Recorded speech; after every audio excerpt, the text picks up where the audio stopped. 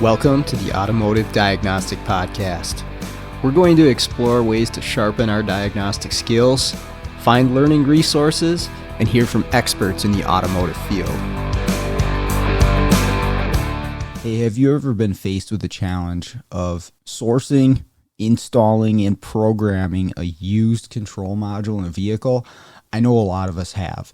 It seems to be happening more and more often today with the volume of control modules on vehicles, the cost of some new ones, or even the availability of new control modules. In some cases, used may be the only option. So what do you do here? I strongly recommend checking out SJ Auto Solutions and Tommy Oliva. Tommy offers a cloning service for used control modules to make these things plug and play for the vehicle that you're working on. In a lot of cases, he is also able to source the control modules if you're unable to locate one for the vehicle that you're working on. But once you get connected with Tommy, he's going to offer fantastic support from start to finish to make sure that that control module is going to work in your application.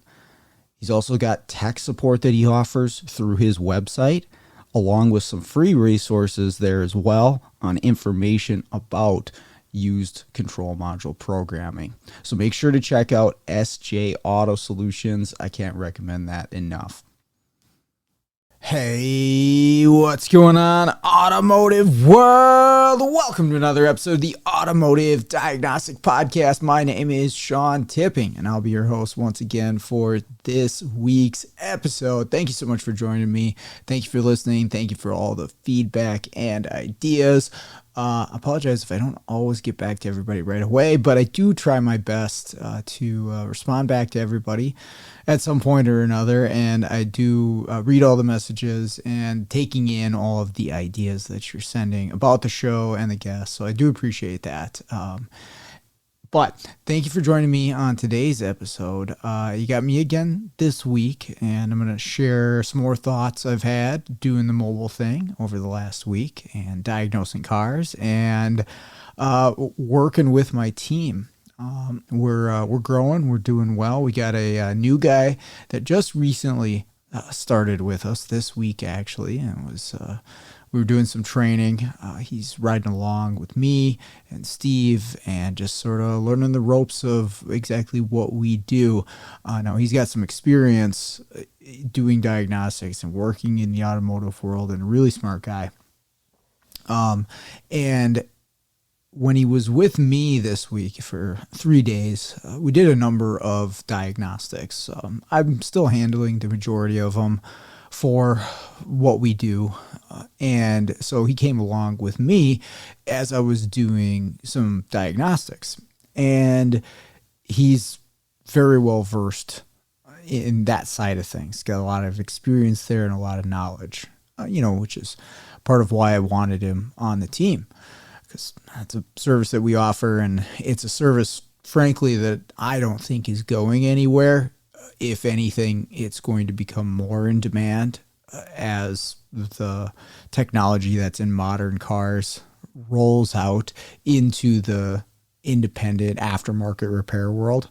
I mean, it already is, but if you look at brand new vehicles or even stuff just made in 2020 plus, it's crazy stuff in comparison to a lot of what's just getting worked on right now, like a 2005, right? It's a completely different realm, and there are so many different things you have to be aware of and up on and willing to learn about and purchase tools and diagnostic methods, and I could go on and on about that. But to sum that up is figuring problems out on modern vehicles is not going to get any easier.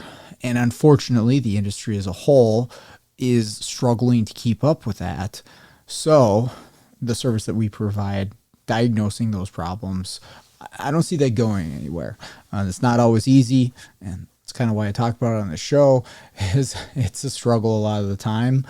But I just don't see the diagnostic side of it going anywhere. But anyways, that's besides the point. What I really wanted to talk about today was, as we were doing some of these diagnostics, I had Andrew join me on them and kind of got his mindset and process and shared mine along the way as we were looking at a couple of vehicles. And we did have some interesting vehicles, which was good. Really get to see, okay, how does he operate? How does he think through some of these problems? Which way does he approach this? What tooling is he using? What information? How is he using the information, right?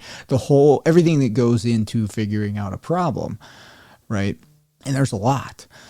Again, especially like I mentioned, with the complex vehicles and the complex problems that we're seeing, and all of the experience that goes into being a technician and a diagnostic technician. There's so much that goes into that. It is really interesting to see what is somebody's process, and that's kind of what I wanted to talk about today. Was, if you've been in this field for a while and you figure out what's wrong with vehicles, right? You diagnose them, you've developed some sort of process, right? If you're successful at this and you figure out what's wrong, you probably have some sort of process that you follow or mindset that you take into solving a problem. But that mindset, that process is uniquely yours. Now, you probably learned this from other people, right? Nobody was born knowing this, despite what some people on Facebook might say. Everyone had to learn one way or another. Now, you could have learned yourself somewhat through experience and trial and error and get your butt kicked. And I think we all do that at one point or another, but we've also all learned from someone else, whether that be on the job, through some sort of training course or education, or maybe a friendship or mentorship, something like that. We've learned bits and pieces from how other people have done this or are doing this, and then we build that into our own experience and our own process. But the sum of everything that you know and that you do, and how you see a problem and how you tackle a problem and what tool you decide to use and how you decide to take in a certain piece of information, that's all uniquely you. And it's going to vary, and it's going to grow, and it's going to change as you develop throughout your career, and depending on the amount of effort that you put into it, how much training you go to, how much outside perspective that you take into it. But it's going to be your process, and it's going to be a little bit different than the guy next to you for one reason or another. Again, like I talked about last week, maybe that person's just less experienced than you are. And of course, I would expect your processes to be different from someone who is really experienced and someone who isn't. But even if, let's take two people who are on the same level of experience, right? They've been doing this, whatever this is, you could say fixing cars, but maybe diagnosticians specifically, since that's what I'm referring to. But you've been doing this for the same amount of time. Odds are your process is going to look a little bit different, and you might take in information a little bit differently. You might decide to do a different test or decide to go a different way than the other person. Now, what's right, what's wrong, I don't think that there necessarily is. And this is what I was thinking about, because I was observing Andrew's process, and I'm sure he was observing mine, because we were kind of tackling some vehicles together and some problem vehicles. Had a 2007 Buick LaCrosse, not a Lashon, a LaCrosse, with an electronic throttle issue, which it's an older vehicle, and you wouldn't think it would be so much of a challenge. This one actually was, and it turned out either I fixed the problem, because it was a 2-day thing, so I started the week prior. Either I fixed the problem by cleaning out a connector, or the shop fixed the problem somewhere along the way of multiple parts and attempts to fix this. I'm not really sure where the original problem was fixed, but there was an additional problem built in with an aftermarket Dorman accelerator pedal. And that really confused things, because then you think it's fixed, but it's not. Anyways, Andrew came along with me to day 2 to revisit this vehicle. And I think that was actually our first stop this week training. And again, really interesting just to see the different thought process. Like, what do we look at? What do we take in? How do you take it in? And where do you decide to go with it? And we had a few other vehicles as well. Again, some interesting problems this week. So it was good to tackle that with him just so I guess we could both see how do we handle these issues. But I think it's a good thing to explore the way that other people handle problems, especially if they're ones that you handle all the time. And you might be pretty good, but limiting yourself to just your method and just the way that you do things, I think can be exactly that, extremely limiting. You're going to close yourself off to ideas, thought processes, just perspective on specific pieces of information or specific things that trigger you to go, here on the vehicle, or to test this, or to remove this component to check that. But sometimes, we can, especially an experienced person, we can get a little bit defensive if somebody does something differently than us. And let's say we're, again, experienced, we're good at it, we've made a career out of it, and this is the way that I handle this problem. This is how I sort through things. It works for me, and I've been successful at it. Well, somebody says, well, I do it this way, right? And you see that a lot on Facebook, right? No, why would you do that? I would do this. Why would you check this? Why would you use this tool? There's endless amounts of variation of that, but someone else is going to do it differently. And you can get defensive about that because you've established a specific procedure, again, that works for you, that has experience back to it. But somebody else is a little different because their experience leads them that way. Their unique person and experience and education, or maybe even tooling, leads them a different way. But here's the real thing is, do you get to the same conclusion? And especially when we're talking about diagnostics, right? Do we figure out what's wrong with the car? And right, we're in the business, my business specifically, of providing solutions to auto repair shops. If we boil it down, that's what we do. Shops have problems. They have lots of problems. Sometimes they create their own problems, but we provide solutions. That's our business model. And there's a lot that goes into that, but boiled down to the simplest form, that's what we do, right? And so if whatever method we take gets to the solution, hey, that's good enough for me. And we can take that outside of a business perspective, but just like, hey, we want to fix the car. Do both methods get to the fix of the car? Or do both methods figure out what's wrong with the car? That's what we're after. And if they do, is one method really right or wrong or better than one another? You could make the argument, right? And that might be, well, okay, how much time does it take? That's a big one, for sure. How efficient is your procedure? But the problem becomes, especially when you're dealing with really complex, nuanced problems like we are on modern vehicles, is you can't have just like a written out process that you know exactly how it's going to go every single vehicle that you touch, right? There's so many unique situations on unique systems on unique cars that you may never see again. And you don't know exactly how that process is going to handle that particular problem. And yeah, there's probably going to be one that gets there faster. But up front, going into those unique situations, do you really know?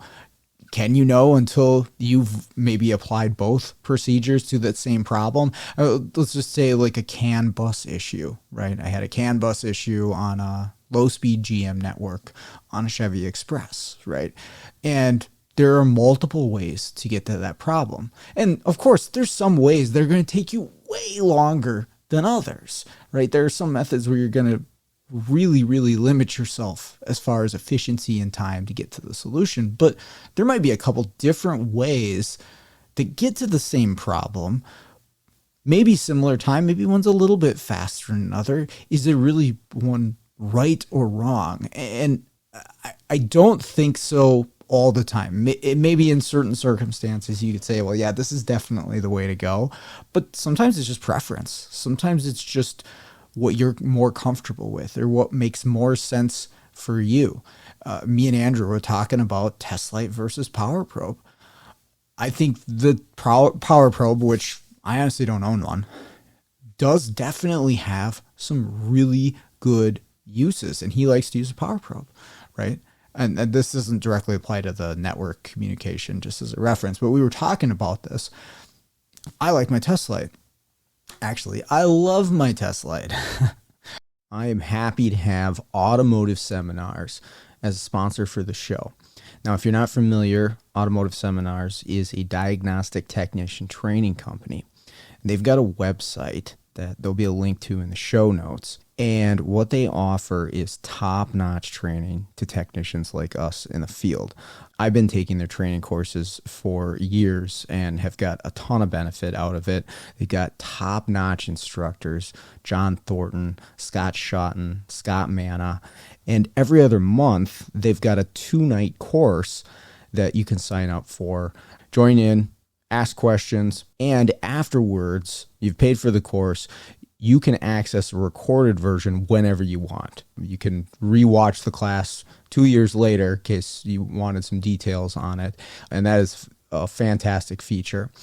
So make sure to check out the website to see what courses they have available and what's coming up in the future. It's my tool of choice for electrical testing, especially when, I need current to go through something or verify current is flowing through something. It's test light all day, baby.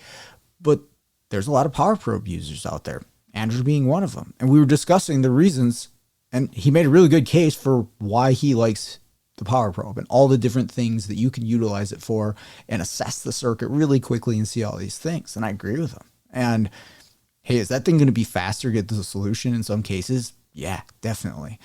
Do I still love my test light and I'm probably still going to use it? Yeah. But it got me thinking, I'm like, man, maybe I should open up my mind to using a different tool. And that's, again, why I'm even talking about this on the podcast is like, we can get in these ruts. I wouldn't even call them ruts, right? But a rut is a good way to think about it, right? You drive on a dirt road, eventually you're going to build ruts in, and then you're going to follow those ruts every time you drive on those dirt roads because they've been built in, and that's where you fall into. It just works and it gets you there, and you don't deviate off of that path, right? But the problem with that is you limit yourself, right? Again, it works, it gets to the solution, but is there a way to get there more efficiently, more productively, easier, maybe? I think in just about any case, you could say, yeah, there definitely is a way to get there faster, but you have to be open to it. Just because your way works and you're comfortable with it, you understand it, doesn't mean that there's not a better way, and you'll never experience it or figure it out if you're not open to that, right? If you get defensive when somebody else says, well, I do it this way, well, I do it this way, you're not going to grow. You're not going to learn from that, right? And that's, again, kind of where I'm going with this is I want everybody to consider, hey, my process, and maybe you're still in the process of developing your process, but my process is pretty good, and I do pretty good on figuring stuff out. Doesn't mean that you can't learn something. And, this is a case for like going to a class, a training course on a subject that maybe you are familiar with. And of course, I always want to go for the new stuff, and I'm like, oh, I don't know about this, I'm going to take this class. But it's not a bad thing to take a class on something you already know about, because you could learn a different process or a different thing about getting to that solution that you were unaware of, even though you know how to get to the solution, right? You know how to find an open in a circuit. Well, you went to this class, you learned something or a method or a way to get to that open circuit differently than the way that you do it. Now, does that always mean that you're going to eliminate your method? No, I don't think so. In a lot of cases, if you're going to introduce a new test method, like let's say I start using a power probe, I might still use my test light as a backup to confirm what I'm seeing, to be like, okay, well, it's showing me this. I know for sure to confirm it with my test light. I'm going to do this and see, oh, okay, all right. It did show me what I thought it showed me, right? I have a short to ground here, or I have an open here. My test light is confirming that for me because I'm real confident in the way my test light works. And this is true of the most common example that I see in the diagnostic world is like old school mechanical engine testing, like with a compression gauge or a leak down tester versus the pulse tester and the WPS, right? Now, those were awesome tools when they came out, and a lot of people just ran to get those. I have them, and I love them, and I use them all the time. But I was more comfortable with a compression gauge and a leak down tester. And so at the beginning, for a good period of time, I would, assess something with WPS, pulse tester, hey, I think this is the problem. We'll confirm it with a compression gauge and a leak down tester. Tests you're familiar with, you understand how they work, they've been built into your process, you have that experience, but you're trying to add this new thing. Well, I think this new thing's telling me this. Let's confirm it with the stuff that I already know. And then going forward, you can decide when to use what tool or what process. And this is the really beneficial part of experiencing and learning and experimenting with different tests and different methods and different ideas as far as figuring something out, diagnosing a car, is if you actually take the time to be open to it, to try it, to inject it into your process, then you can decide, when is this useful? When should I add this in there, and when it's going to be beneficial? And that's the key. It really, as you get really good at this sort of stuff, is deciding, okay, this test method, this tooling, this line of thought, or this data PID that I'm chasing, or this visual thing that I see that I'm going to go after, whatever it is, it's deciding when to utilize that or when to follow something. But that only happens with experience. That only happens with trial and error. And again, that's how you've built your process. But there's definitely some blind spots or some inefficiencies in your process. And so you have to be open to these new things. And then you build them in, you see what works, you see what doesn't, and then your process next time, you make that decision in the moment of, okay, should I grab my leak down tester or should I grab my pulse tester, WPS? Where does one make sense over the other? Or you could go even simpler, like, should I pop that timing cover off or should I do a WPS relative compression? Well, the timing cover only takes like 2 minutes. It's got 2 clips, and then I can line up the timing on the engine. I mean, there's times, right? Or the old swap a coil to see if the misfire follows. Or should I pull out the Pico and scope everything? And right, again, depends if you're learning the Pico, but let's say you know how the Pico works. I'm probably going to swap a coil if it's easy to get to, right? And that's where this is. There's so much nuance. There's so many unique situations.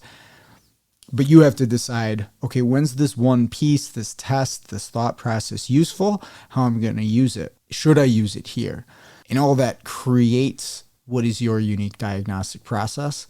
But those little pieces, but in order to add to that, build to that, and get those new things in, you got to be open-minded in the first place. And that's kind of where I'm going with this overall, is to be open-minded to other people's lines of thought, the tooling that they use, the way that they approach a problem, because everyone's going to be a little bit different, right? And, depending on where you're at in your career, some people may not add a whole lot of value, based on where they're at, but you'd be surprised sometimes too, what someone knows. You'd be really surprised. I remember, and this isn't even really a test, but, I was a pretty good mechanical technician for a long time at Firestone. And I remember I think it was on a video, but I saw a guy removing a pilot bearing with bread. And look that up if you haven't seen it. Go on YouTube and look up pilot bearing removal with bread. And I know you could use grease and stuff like that, but it's just something I never, ever would have thought of in a million years. And somebody did, and it was like, well, that worked. That worked really well. And I actually used it a handful of times, more for the novelty of just like, hey, do you have some bread around here? And pounding a pilot bearing out of the back of a crank. But you can learn things from all kinds of different people in all kinds of situations. This was some dude, I don't know, in China that had almost no tooling available to him, but he got a pilot bearing out with a loaf of bread. But to sum this up, being closed-minded on this stuff, I think really does limit you. And, taking an ego into it or being defensive about it really limits you. So I encourage everybody to be open-minded to someone else's process, someone else's test method, someone else's tooling, and see, hey, could I add this into mine? Would it make me more efficient? Should I experiment and play around with it? Maybe. You're going to find cases where it's not true, but you might find some stuff that really does help you. So that's all I got for you today. Nice, short, sweet, to the point episode. Like to thank everybody else out there for listening. And again, all the ideas on the show, keep that up. I will always take those into consideration. But other than that, let's get out there, start fixing the world one car at a time.